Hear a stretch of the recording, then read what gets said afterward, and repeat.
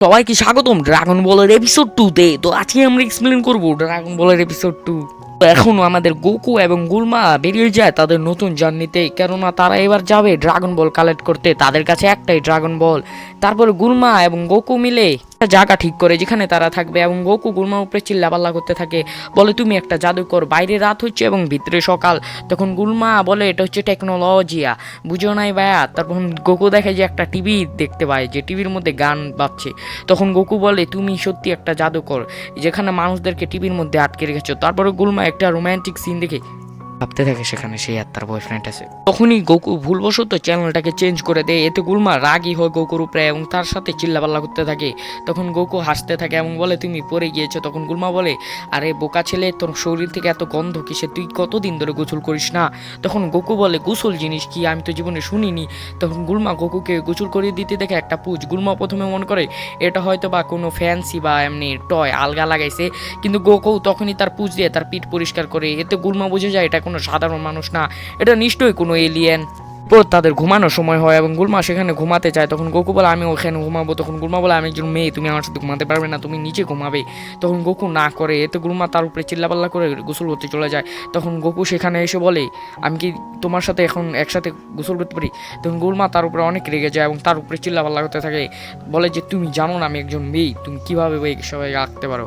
কিন্তু আমাদের গোকু 5 বছরের একটা বাচ্চা, সে কিছুই বোঝে না এবং কিছুই জানে না। সে আজ পর্যন্ত মেয়েই দেখেনি এবং সে তার দাদার সাথে থাকতো।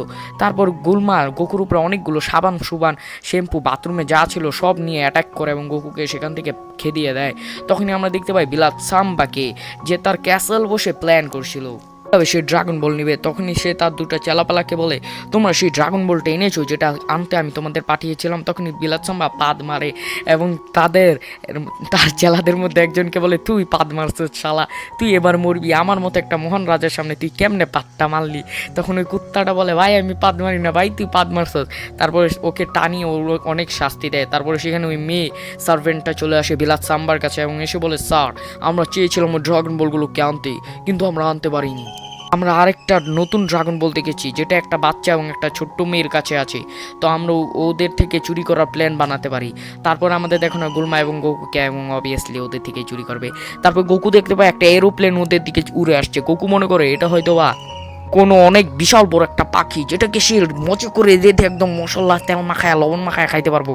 কিন্তু গোকু তো বেচারা জানে না যে এটা একটা প্লেন। তারপরে সেখান থেকে নেমে আসে ওই বিলাত সাম্বা দুই চালা এবং আইসেই কয় শালার পুত ড্রাগন বল দে। গোকু বলে ড্রাগন বল রাখো, তুমি আমার পাখির মধ্যে কি করছিল? ওটা আমার শিকার, ওটা থেকে দূরে থাকো। বুঝতে পেরেছি তোমরা হচ্ছে শিকারি চোর, জঙ্গলে বাঘ আমার অনেক শিকার চুরি করেছে, দাঁড়ো এখন তোমাদের শিক্ষা দিচ্ছি।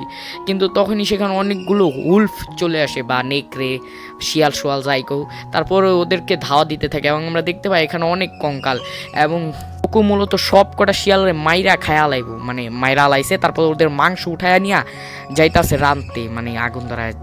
কিন্তু তখনই সেখানে বিলাত সাম্বা দুই চেলা পালাতে যায়, কিন্তু গোকু ওদের প্লেনটাকেই ক্র্যাশ করে দেয় এবং বলে পাখিটা তোমাদেরকে ভিক্ষা দিলাম, নিয়ে যাও এখান থেকে। গোকু সেই সবগুলো নেকড়ে নিয়ে যায় বাড়িতে রান্না করতে, কিন্তু গুলমা এগুলো দেখে ওর উপরে চিল্লাপাল্লা করতে থাকে এবং অনেক বকা দেয়। সে বলে খাচ্চর এগুলো খায় না, এগুলো খায় জঙ্গলের পশু পাখি বা কুকুররা, আমরা এগুলো খাবো না, আমরা ভদ্র মানুষ, তুমি ভিতরে আসো আমি তোমাকে মজা খাওয়ান নিয়ে দিতেছি। কিন্তু গোকু কি করে বাইরে আগুন জ্বালায় ওই নেকড়েগুলোকে পুরো খায়া ফেলে এবং পেট পুরো খায়া যায়, খাটে ঘুমায় পড়ে এবং গুলমা পুরি চিল্লাতে থাকে, বলে আমি হচ্ছে একজন মেয়ে এবং আমি খাটে ঘুমাবো। এবং গোকুকে একটা থাপ্পড় দিয়া নিচে শোয়া দেয়। তারপরে সকাল হয়ে যায় এবং গোকু উঠে করতে যায় যে তার বলস আছে কিনা এটা চেক করার জন্য। সে ওটা খুলে ওটায় থাপ্পড় মারে, দেখতে পায় যে না এখানে নেই। তখন গোকু বলে এটা এলিয়েন, এটা কোনো ডাইনি উইচ, এখানে এটার কিছুই নেই। তখন গুলমা উঠে বলে কি দেখছ শালা। তারপরে ওদের মধ্যে আবার মারামারি হয় এবং ওই সিনটা আমি কাট করছি। তো যাই হোক, এখানে গোকুকে গুলমা চা দেয় এবং গোকু দেখতে পায় একটা কফি মেশিন এবং সে ওটা অনেক অবাক হয় এবং অনেক মজা করে বাইরে চলে যায় ট্রেনিং করতে, এবং সে অনেক কষ্ট ট্রেনিং করে, মানে কঠোর ট্রেনিং আর কি। তখনই একটা কচ্ছপ এসে বলে তোমরা কি আমাকে ওই সাগরে পৌঁছে দিতে পারবে? অ্যাকচুয়ালি আমি অনেক বুড়া হয়ে গেছি তো, তাই আমি যেতে পারছি না, তোমরা দয়া করে আমাকে দিয়ে আসো। এবং গুলমা তখন না করে, তখন গোকু বলে আমি এটাকে দিয়ে আসবো। পরে গুলমা তাকে একটু সাগরের পানি দিয়ে বলে এটাই সাগর, এখানেই ডুব মারো। তখন কচ্ছপটা বলে সাগরের পানি খেয়ে মজা পেলাম, তোমাদের হাতে পায়ে ধরি ভাই, আমাকে ওখানে গিয়ে দিয়ে আসো। কিন্তু আমাদের গোকু হ্যাঁ বলে দেয় এবং গুলমা গোকুকে অনেক কিছু বলতে থাকে যে ওখানে মনস্টার থাকতে পারে এক্সেট্রা এক্সেট্রা, ওখানে যাওয়া আমাদের উচিত না, ঠিক হবে না। কিন্তু কে শুনে কার কথা, গোকু উল্টা ওই কচ্ছপটাকে নিজের পিঠে ধরে যেতে থাকে এবং গুলমা দেখতে পায় আশেপাশে অনেক বড় বড় ড্রাগনস এবং গুলমা বলে এই ছেলেটাই আমাকে বাঁচাতে পারবে ড্রাগনের হাত থেকে, আমি একা পারবো না। তো যাই হোক, আজকের এপিসোডটা এই পর্যন্ত ছিল।